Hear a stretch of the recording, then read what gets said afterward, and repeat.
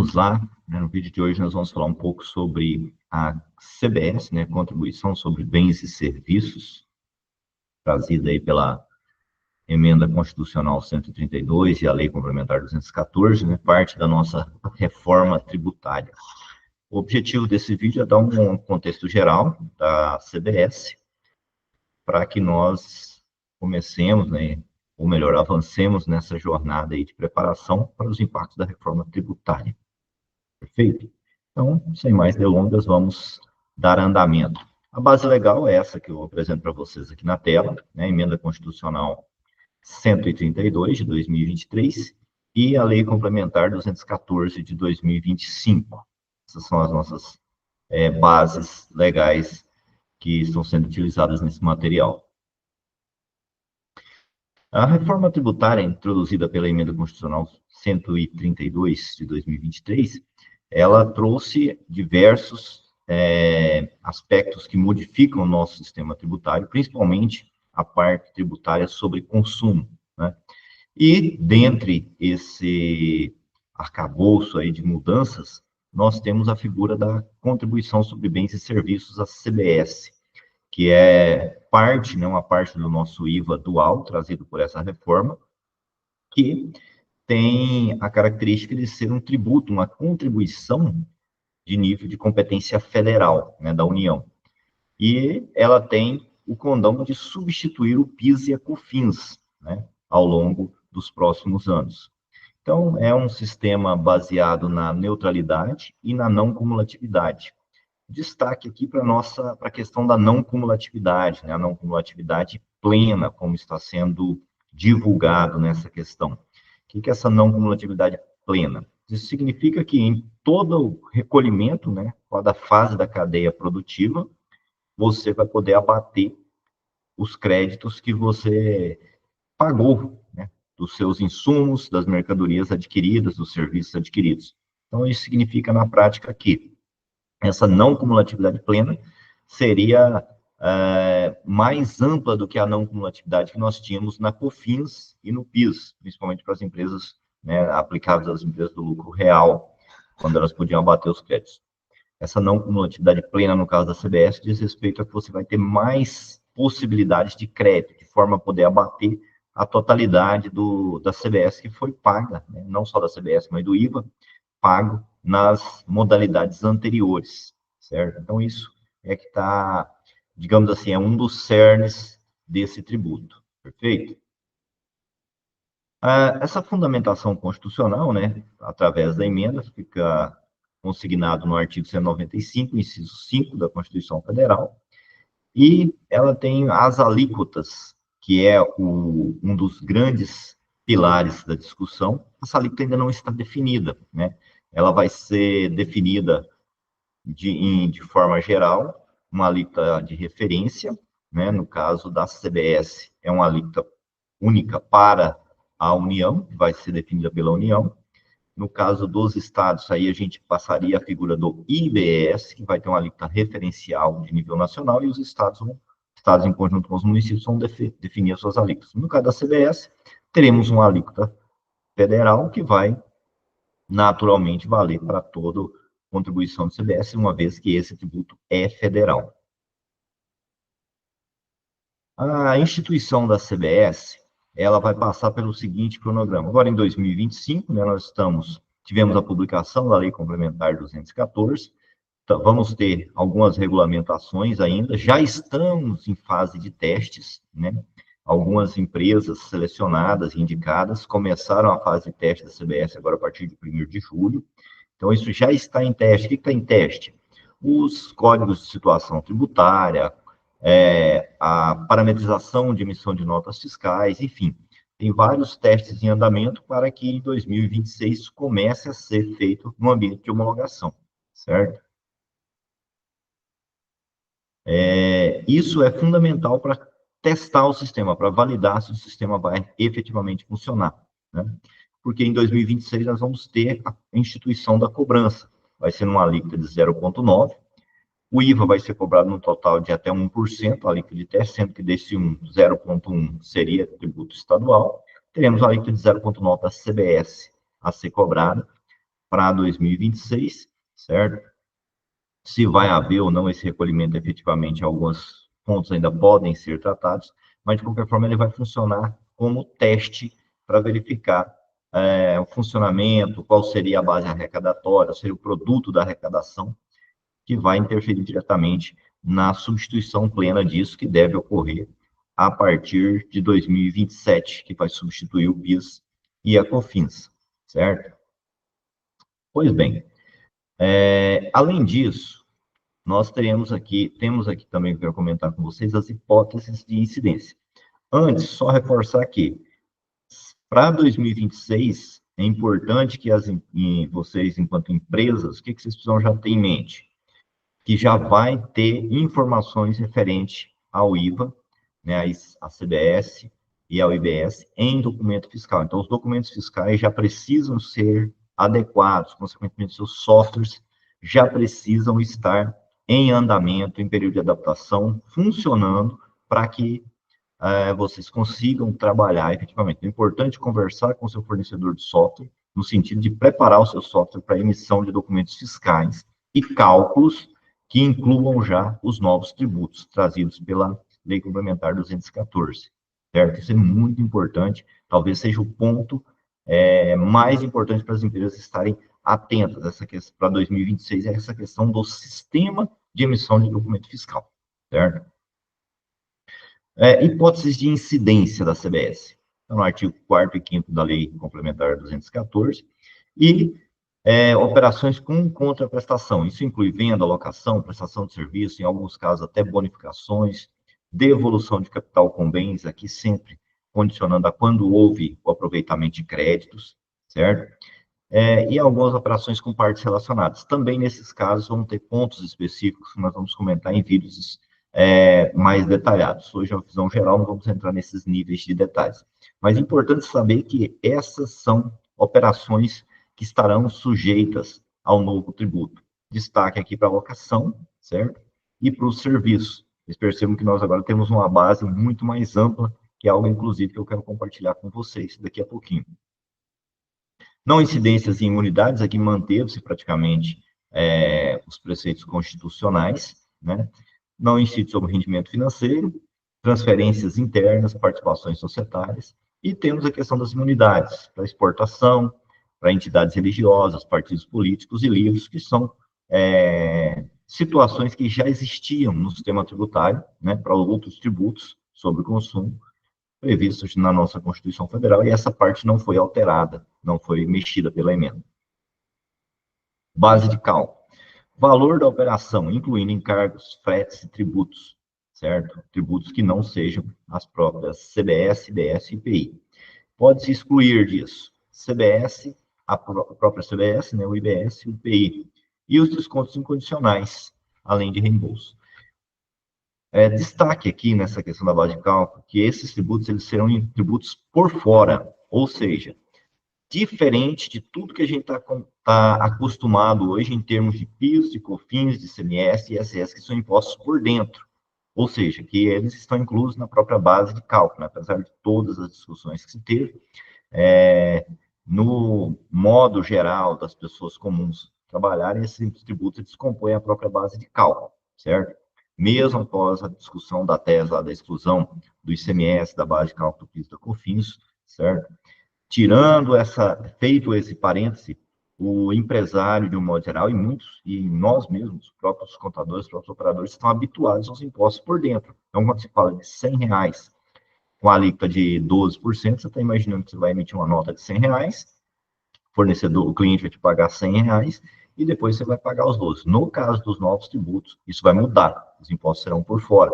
Então, o que temos hoje é que você vai emitir uma nota de R$100 frente ao preço do produto, se tem lá 27%, 28% de imposto, ele vai vir adicionado, certo? Um processo mais próximo que nós temos disso hoje é talvez o IPI, certo?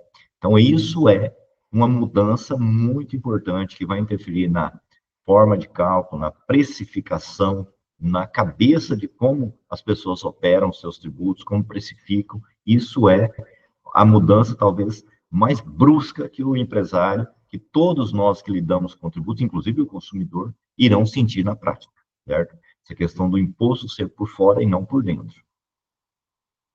A alíquota vai ser definida ainda em lei federal, vai ter uma alíquota padrão única, certo? E tem previsão de reduções para alguns setores, agropecuária, profissões intelectuais, serviços de saúde, educação. Aí nós vamos ter reduções aplicáveis a cada segmento, que isso também precisa ser discutido. Tem reduções de 50%, de 40%, de 60%, de 100% para alguns setores específicos, certo? Isso precisa também ser objeto de mais normativos, certo? A Lei Complementar 214 já trouxe isso, mas vão ter ainda regulamentações e instruções para detalhar e operacionalizar isso no dia a dia.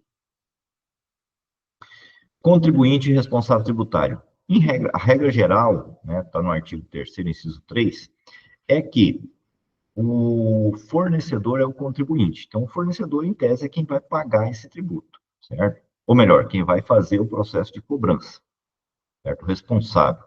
No caso de importação, o adquirente é o responsável tributário, certo? Em alguns casos vai existir responsabilidade solidária, e isso vai ter casos específicos. Nós sabemos que tem a questão de contrabando, descaminho, mercadoria sem documentação, desacobertada, arrematações em leilões e asta pública. Então, tem situações diferentes. Mas, na regra geral, o fornecedor é o contribuinte, certo? Nas operações, digamos assim, normais dentro do país. Operações com bens e serviços. Aqui tem um ponto que eu quero chamar a atenção de vocês, tá? A Lei Complementar 214, ela inovou e ela veio descrever o que são operações com bens e serviços, certo? Então, ela diz que operações com bens, está lá no artigo 3º da Lei Complementar 214, tá? Coloquei a base legal aqui para vocês. O que ela diz? O que são operações com bens? Todas e quaisquer que envolvam bens móveis ou imóveis, materiais ou imateriais, e inclusive direitos. Então, você veja que ela trouxe um conceito extremamente amplo do que é operação com bens. Então, toda e qualquer operação que envolva bem móvel ou imóvel, material ou imaterial, certo? Inclusive direitos. O que nós depreendemos daqui? Primeiro, que quando ela fala de bens móveis ou imóveis, você já percebe que nós temos aqui uma mudança extremamente significativa. Então, muitas situações que nós tínhamos antes relacionadas a imóveis, que não se aplicavam a questões de PIS e COFINS, agora elas são tragas para dentro dessa operação, certo? Então, isso traz uma mudança muito significativa, inclusive nas operações de compra e venda de imóveis. Percebam que aqui nós vamos ter um impacto gigantesco disso. Tem redução, tem previsão de redução na Lei Complementar 214 para operações com aluguéis e vendas de imóveis, mas ainda assim nós vamos ter uma mudança muito importante aqui. E aí, no item B, ela trouxe o fechamento, a cereja do bolo para o fisco. Serviços, todas as demais que não sejam enquadradas como operações com bens, nos termos da linha A desse inciso. Então, veja que ele, na conceituação do que são operações com bens, ele colocou que é praticamente tudo, tentou colocar tudo ali, ó. Operações com bens são todo e qualquer que envolva bem móvel, imóvel, material, imaterial, inclusive direito. E o serviço, tudo aquilo que não for bem é serviço, certo? Operação com serviço. Então, veja que nós temos uma base extremamente ampliada, uma base extremamente ampla para a incidência da CDS, do IVA dual, certo? É uma base que ela tem um objetivo muito claro, ficou muito claro aqui nesse artigo 3º, que o objetivo é englobar praticamente tudo. Toda operação é para ser tributária, é para ser base tributária. É óbvio que aí vão vir depois as reduções, isenções, imunidades, etc. Mas o objetivo é que, no geral, tudo vai pagar, certo? Aí vão vir depois as situações específicas que vão ser comentadas também, nos momentos oportunos. Fato gerador e momento da ocorrência, artigo 10, o fato gerador ocorre no momento do fornecimento, da entrega, prestação ou pagamento antecipado, é que determina o momento. Então, via de regra, esse momento é o momento do fornecimento do bem ou do serviço, que normalmente se caracteriza pelo momento da entrega, da emissão da fatura, Vamos ter ainda regulamentações nesse sentido, certo? Tem aí a questão do pagamento, que depois nós vamos discutir a questão de aproveitamento de crédito, que é uma questão extremamente importante, que o fisco está trazendo também, que vai estar condicionado ao pagamento do imposto na operação anterior. Esse é um ponto muito sensível dessa norma. O local da operação, regra geral, é o domicílio do adquirente, certo? Então, a regra geral, o local da operação paga. Por que o local é importante? Em termos de CBS, como é um tributo federal, né? Tratando-se de operações que não envolvem importação e exportação, o local da operação para a parte federal não é tão interessante. Ela vai ser interessante para o efeito da partilha de receitas, certo? Entre os entes da federação. Neutralidade e não cumulatividade. Neutralidade econômica, ou seja, está relacionado a buscar a isonomia, né? E o crédito e a não cumulatividade está relacionado principalmente ao crédito amplo na não cumulatividade da CBS, ou seja, você ter crédito de todos os insumos que você teve para produzir aquele produto ou aquele serviço e também relacionados às suas aquisições para comercializar aquela mercadoria. Então, essa talvez seja o ponto positivo, né, de você ter que pagar uma alíquota mais alta de valor agregado, mas você poder se creditar de tudo aquilo que você gastou, né, todos os insumos que você adquiriu para chegar nesse ponto. Simplificação tributária, talvez. O objetivo, a ideia é que se tenha uma simplificação tributária vinda dessa reforma. Como que essa simplificação pode ocorrer? Na parte federal, essa simplificação ela pode ocorrer uma vez que a legislação de PIS e COFINS hoje é uma legislação extremamente complexa, né? E a base ampla que está sendo vendida, né, tão divulgada em relação à CBS, ao IVA, talvez ele traga a simplificação no sentido de ter menos discussões, se aquilo dá ou não direito a crédito, algo que é muito pesado na questão do PIS e da COFINS, né? Redução de litígios e custo de conformidade. Isso aqui a gente só vai ver na prática, só vamos saber se isso vai acontecer, né? E até porque podemos conseguir uma simplificação a partir de 2033, porque enquanto tiver em vigência os dois sistemas, ou seja, você tem o sistema de CMS e dos IBS, né, que vão coexistir aí até 2032, você vai ter uma situação de complexidade muito maior, porque vão ter os dois sistemas rodando juntos, certo? Então, por mais que a gente acredite ou tenha esperança, né, de que isso vai gerar realmente uma simplificação tributária, nenhuma simplificação vai ocorrer enquanto os dois sistemas estiverem operando, certo? Porque o sistema complexo que a gente tem vai continuar existindo, vai coexistir com o novo até que ele saia definitivamente de cena. Enquanto isso não ocorrer, vamos ter muito mais complexidade, muito mais dificuldade, e que ninguém se iluda que será diferente, porque não será, tá? Então, deixar aqui também o nosso contato, se alguém quiser mais informações, quiser materiais que nós vamos produzir sobre isso, para que a gente possa efetivamente apoiar e ajudar aqueles que precisarem, certo? Então, é isso, né? Se você gostou, peço que você compartilhe o vídeo, se inscreva no canal, deixe o seu comentário, a sua dúvida, que ela pode, inclusive, ser respondida através de um outro vídeo. E nós vamos seguir nessa empreitada de esclarecer, trazer esclarecimentos e informações sobre a reforma tributária. Até a próxima.